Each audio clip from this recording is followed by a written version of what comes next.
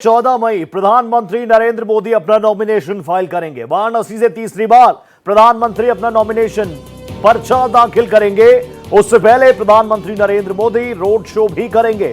इसकी तैयारियों में भी भारतीय जनता पार्टी के कार्यकर्ता जुट चुके हैं। नामांकन से पहले जनता के बीच प्रधानमंत्री नरेंद्र मोदी रहेंगे। बैक टू बैक दौरों के बीच प्रधानमंत्री नरेंद्र मोदी 14 मई को अपना नॉमिनेशन दाखिल करेंगे। मेरे साथ मेरे सहयोगी अजीत प्रताप सिंह जुड़ चुके हैं।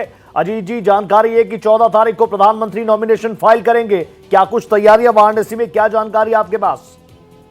जी देखिए, बनारस में आखिरी चरण का यानी 7वें चरण का चुनाव मतदान डाले जाएंगे 1 जून को, और उसमें नामांकन किया जाएगा 14 मई को। प्रधानमंत्री के द्वारा तीसरी बार 2014 से भी चुनाव लड़ा उन्होंने, 2019 से भी लड़ा, और 2024 को फिर से एक बार 14 मई को अपना नामांकन दाखिल करेंगे। और 13 मई की शाम को एक बड़ा रोड शो करेंगे पूरे बनारस में।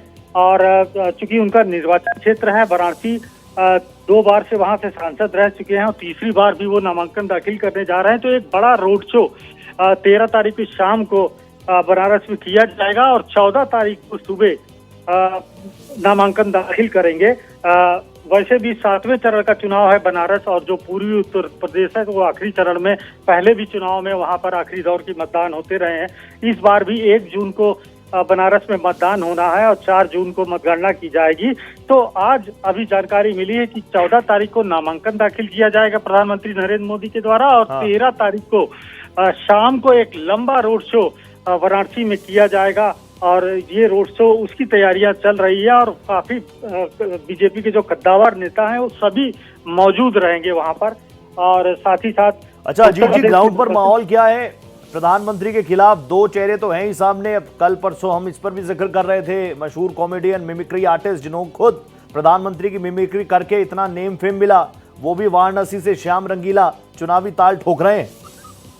हाँ बिल्कुल, न सिर्फ श्याम रंगीला बल्कि कांग्रेस की तरफ से सपा और कांग्रेस गठबंधन में ये सीट कांग्रेस की गई है, जहां से कांग्रेस के प्रदेश अध्यक्ष अजय राय नामांकन दाखिल करेंगे।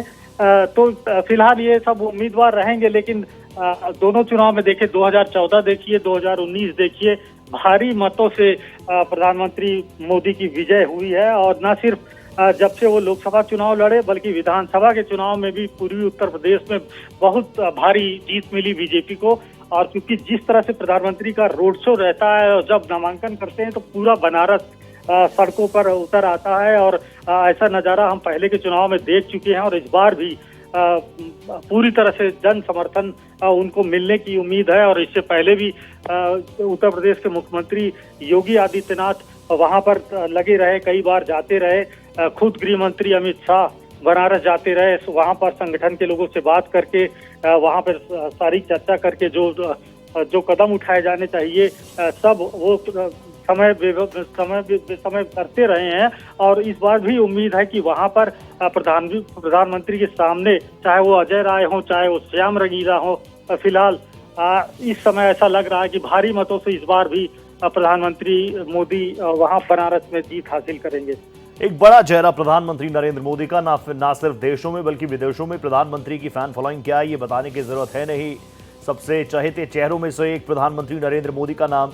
एक आम वोटर बनारस में जब वोट करने जाएगा इस बार, तो क्योंकि आप लगातार लोगों से भी मिल रहे हैं, ग्राउंड पर भी घूम रहे हैं, उसके मन में क्या चीजें, प्रधानमंत्री नरेंद्र मोदी का फेस या फिर विकास की वो तमाम ख्वाब जो कहीं ना कहीं उम्मीदें उसके जहन में? देखिए रोहित, दोनों बातें हैं। खुद प्रधानमंत्री मोदी एक बड़ा चेहरा है, न सिर्फ देश में विदेश में, तो बड़ा चेहरा भी है। और विकास की बात करें तो बनारस में जिस तरह पहले का माहौल हुआ करता था, बहुत ही सकरी सड़कें हुआ करती थी, जो विकास होना चाहिए था वो वहां पे नहीं हुआ।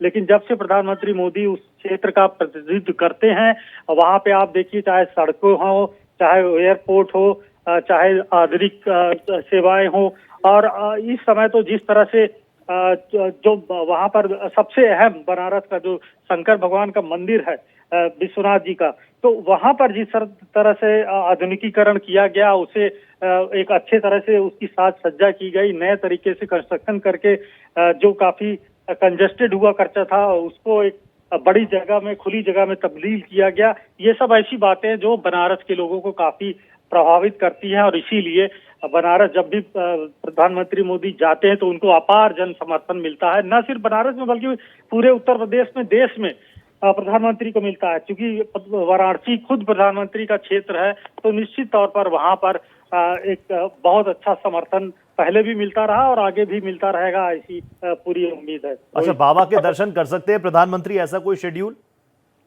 देखिए, आज अभी जो जानकारी आई है वो कि 13 तारीख को रोड शो किया जाएगा प्रधानमंत्री नरेंद्र मोदी के द्वारा शाम को, और 14 तारीख की सुबह नामांकन दाखिल किया जाएगा।